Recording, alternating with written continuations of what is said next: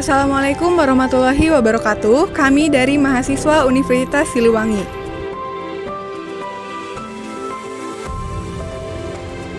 Dari Fakultas Ekonomi dan Bisnis. Kami dari kelompok 12 Manajemen Syariah. Program Studi Manajemen. Dalam interaksi bisnis, umat muslim perlu menerapkan norma-norma yang memastikan kegiatan tersebut mendapatkan pahala dan berkah. Seiring dengan berkembangnya bisnis, muncul berbagai tantangan, termasuk dampak operasional terhadap lingkungan. Oleh karena itu, diperlukan tanggung jawab sosial perusahaan atau CSR untuk menjaga hubungan baik dengan masyarakat dan mendukung keberlangsungan bisnis.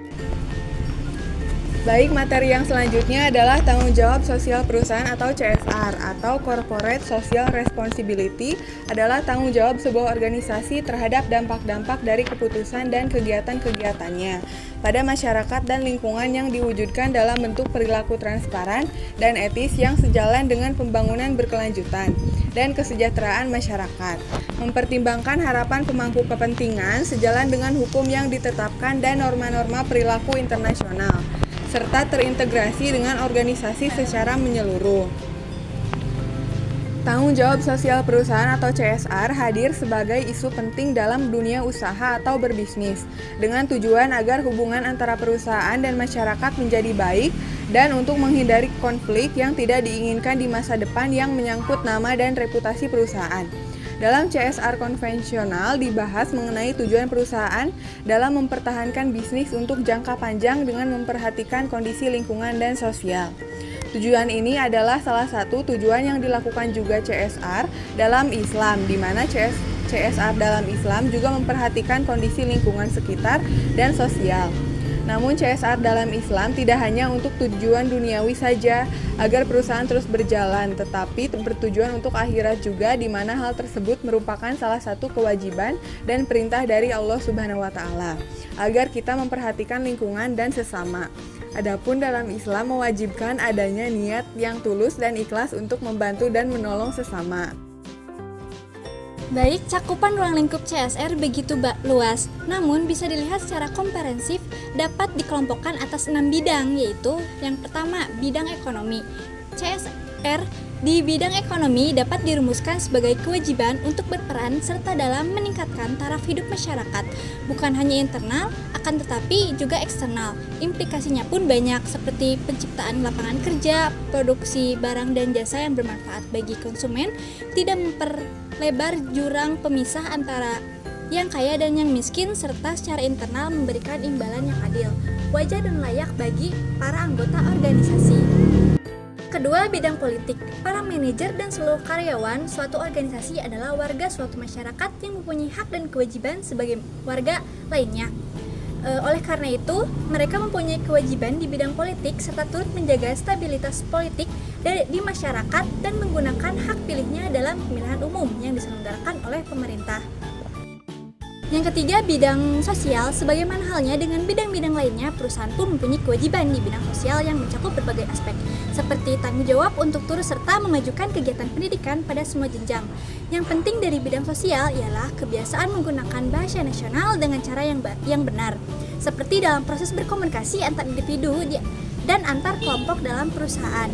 Di sini termasuk penggunaan bahasa nasional dalam pemberian nama atau identitas perusahaan dan dalam melakukan berbagai kegiatan promosi produk yang dihasilkan. Yang keempat adalah bidang legal. Logika dan rasa tanggung jawab sebagai warga negara menyatakan bahwa ketaatan pada berbagai ketentuan peraturan perundang-undangan yang berlaku sesungguhnya bukan hanya merupakan salah satu tanggung jawab sosial seseorang, akan tetapi merupakan keharusan mutlak. Dengan ketaatan itu, tertib sosial dapat dapat terpelihara dan keseimbangan antara hak dan kewajiban seseorang dapat diwujudkan. Melanggar berbagai ketentuan dan yang sifatnya normatif bukan hanya akan merugikan orang yang bersangkutan, akan tetapi juga merupakan jalan menuju ketidakberhasilan. Apabila seorang usahawan melakukan berbagai pelanggaran terhadap ketentuan peraturan perundang-undangan, sesungguhnya ia melakukan sesuatu yang akhirnya merugikan perusahaan sendiri. Yang kelima, bidang etika. Sudah umum diakui dan diterima sebagai kenyataan bahwa dalam kehidupan bersama terdapat norma moral dan etika yang mengikat semua anggota masyarakat, termasuk kalangan dunia usaha. Meskipun sulit mengatakan bahwa norma moral dan etika tersebut berlaku secara universal, akan tetapi di lingkungan suatu masyarakat tertentu biasanya terdapat kesepakatan tentang norma moral dan etika yang berlaku bagi mereka. Yang keenam adalah diskresi atau kebebasan mengambil keputusan berkaitan dengan kebijakan yang diambil oleh pihak manajemen dalam penyelenggaraan kegiatan perusahaan, termasuk dalam pengambil keputusan tentang kewajiban sosial yang akan ditunaikannya. Penggunaan direksi tersebut berbeda antara satu perusahaan dengan perusahaan yang lain karena dipengaruhi oleh banyak faktor. Akan tetapi penggunaan direksi harus dilakukan secara bertanggung jawab, dalam arti direksi digunakan untuk memperkuat komitmen manajemen mengikuti tanggung jawab sosialnya. Selanjutnya, ada implementasi CSR perusahaan. Ada 4 tahap. Yang pertama, tahap implementasi. Nah, ini menerapkan program yang sudah direncanakan berdasarkan alasan moral dan tuntutan sosial. Alasan moralnya karena tanggung jawab perusahaan terhadap lingkungan dan sosial. Lalu tuntutannya itu karena perusahaan harus menjalankan bisnis yang bermanfaat dan menguntungkan masyarakat. Yang kedua, pendekatan partisipatif. Perencanaan, pelaksanaan, dan evaluasi CSR itu harus melibatkan masyarakat dan berbagai pihak terkait stakeholder atau pemangku kepentingan. Jadi, kita mengajak semuanya untuk berpartisipasi. Yang ketiga, ada karakteristik CSR. Itu ada 5, yaitu berbasis masyarakat, sumber daya lokal, berkelanjutan, sesuai program pemerintah, dan fokus pada pengembangan kemandirian. Nah, kenapa berkelanjutan? Jadi CSR ini harus dilakukan terus-menerus, bukan hanya sekali selama perusahaan itu berdiri. Yang terakhir yaitu metode PRA, yaitu Participatory Rural Appraisal. Digunakan dalam need assessment dan evaluasi program untuk menjaring kebutuhan masyarakat, menjamin efektivitas dan keberlanjutan program. Jadi CSR bisa dioperasional dengan triple bottom line atau 3P, Profit, Planet, dan People, yang digagaskan oleh Elkington. Yang pertama ada profit atau keuntungan. Jadi fokus utama perusahaan adalah keuntungan ekonomi melalui peningkatan produktivitas dan efisiensi biaya. Yang kedua, planet atau lingkungan. Jadi, si perusahaan harus menjaga kelestarian lingkungan dan meminimalisir dampak negatif dengan program CSR seperti penghijauan dan penyediaan air bersih. Yang ketiga, people. People dalam hal ini diartikan stakeholder atau pemangku kepentingan. Perusahaan berkomitmen untuk kesejahteraan masyarakat dengan memberikan manfaat kepada stakeholder seperti beasiswa dan pemungutan ekonomi lokal. Dalam perspektif Islam atau Corporate Social Responsibility atau CSR merupakan realisasi dari konsep ajaran ihsan. Ihsan merupakan melaksanakan perbuatan baik yang dapat memberikan kemanfaatan kepada orang lain demi mendapatkan ridho Allah Subhanahu wa taala. Adapun 4 aksioma yaitu kesatuan atau tauhid dan keseimbangan atau equilibrium, kehendak bebas atau free will, dan tanggung jawab atau responsibility. Nah, dalam Islam secara rinci harus memenuhi beberapa unsur yang menjadikannya ruh sehingga dapat membedakan CSR dalam perspektif Islam dengan CSR secara universal. Yang pertama, al-adl. Sifat keseimbangan atau keadilan dalam bisnis adalah ketika korporat mampu menempatkan segala sesuatu pada tempatnya. Dalam beraktivitas di dunia bisnis, Islam mengharuskan berbuat adil yang diarahkan kepada hak orang lain, hak lingkungan sosial, hak alam semesta. Yang kedua, ihsan. Ihsan adalah melaksanakan perbuatan baik tanpa adanya kewajiban tertentu untuk melakukan hal tersebut. Bisnis yang dilandasi unsur ihsan dimaksudkan sebagai proses niat, sikap, dan perilaku yang baik, transaksi yang baik, serta berupaya memberikan keuntungan lebih kepada stakeholder. Adapun implementasi Corporate Social Responsibility atau CSR dengan semangat ihsan akan dimiliki ketika individu atau kelompok melakukan kontribusi dengan semangat ibadah dan berbuat karena atas ridho Allah Subhanahu wa Ta'ala. Baik, di sini saya akan menjelaskan tentang tahapan penerapan CSR. Dalam penerapan Corporate Social Responsibility, ada beberapa tahapan yang perlu diperhatikan, yaitu pertama, perancangan CSR.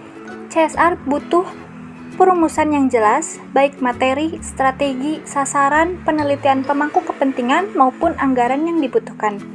Untuk itu, butuh kajian mendalam dan berkelanjutan, khususnya dalam menentukan isi dan sasaran agar memiliki daya dukung dalam pembangunan berkelanjutan dalam rangka meningkatkan pemberdayaan pada para pemangku kepentingan.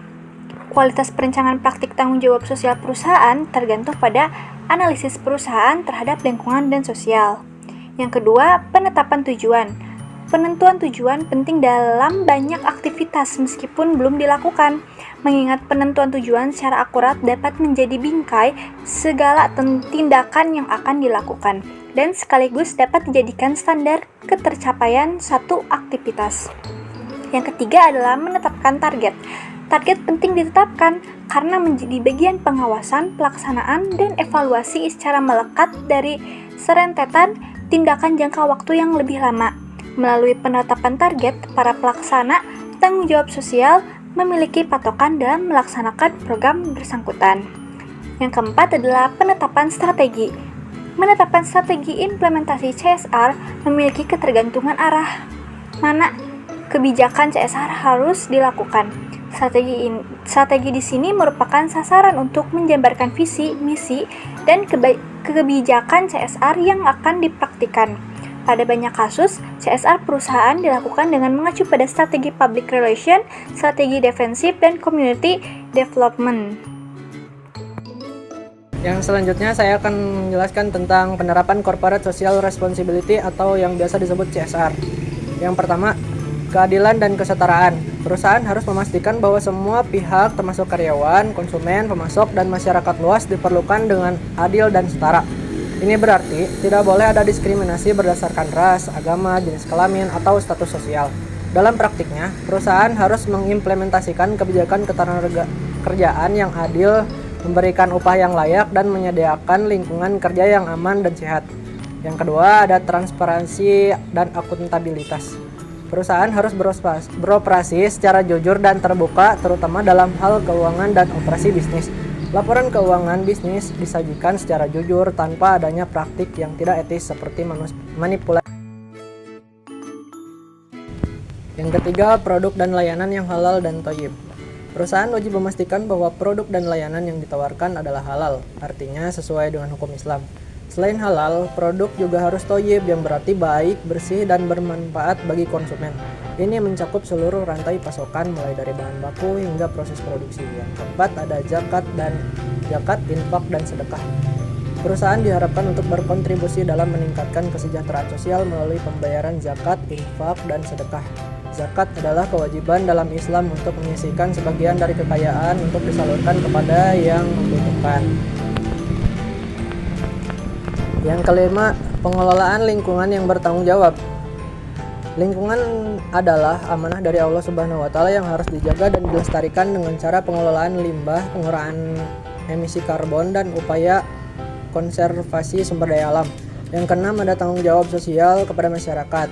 Ini bisa dilakukan melalui program-program pemberdayaan masyarakat, pendidikan, kesehatan, dan pembangunan infrastruktur. Tujuannya untuk meningkatkan kualitas hidup masyarakat secara keseluruhan, terutama bagi mereka yang berada di Dalam kelompok Al-Quran dan Sunnah terdapat beberapa ayat dan hadis yang secara implisit dapat dihubungkan dengan konsep tanggung jawab sosial perusahaan atau CSR. Konsep ini seringkali dikaitkan dengan prinsip keadilan, kesejahteraan sosial, dan tanggung jawab terhadap masyarakat yang lebih luas. Contohnya di sini itu khairukum man ta'allama al-Qur'ana wa 'allama. Itu hadis riwayat At-Tirmizi, yang dimana hadis ini menekankan pentingnya memberikan manfaat kepada orang lain, yang dalam konteks CSR berarti bahwa perusahaan harus berupaya memberikan kontribusi positif kepada masyarakat. Ayat Al-Quran yang berkaitan dengan CSR, surat Al-Hadid ayat 7. Ayat ini menegaskan kewajiban untuk menafkahkan sebagian harta yang dimiliki untuk kepentingan sosial yang sesuai dengan prinsip-prinsip CSR. Berikut adalah contoh penerapan CSR dengan prinsip mensejahterakan umat. Baik, dari materi yang telah kami sampaikan dapat disimpulkan bahwa CSR adalah tanggung jawab perusahaan untuk mendukung kesejahteraan masyarakat dan lingkungan melalui praktik bisnis yang etis dan berkelanjutan. Dalam konteks Islam, CSR harus dilaksanakan sesuai prinsip syariah yang menekankan keadilan, keseimbangan, dan kepedulian, memberikan manfaat material dan spiritual, serta berlandaskan ajaran Al-Quran dan Sunnah. Yes.